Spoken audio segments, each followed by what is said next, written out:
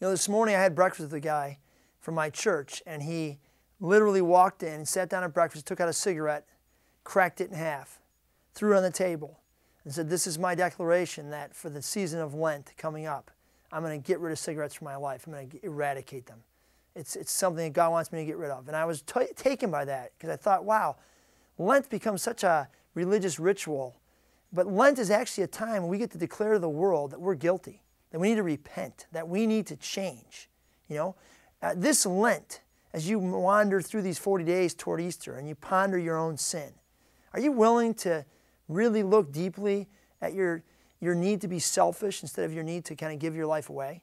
Are you willing to really look at the fact that you're really mired in apathy and don't really want to act on behalf of Jesus Christ? Are we willing as a culture to look at the fact that we'll always choose the power of the sword instead of the power of the cross?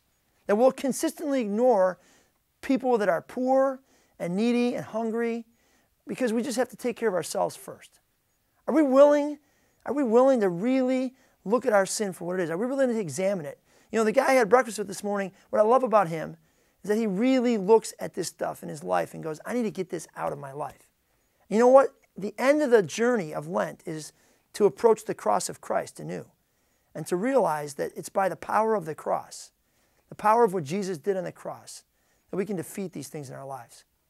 So will you take the journey with me this Lent? Look deeply at yourself and then lay it all before the foot of the cross.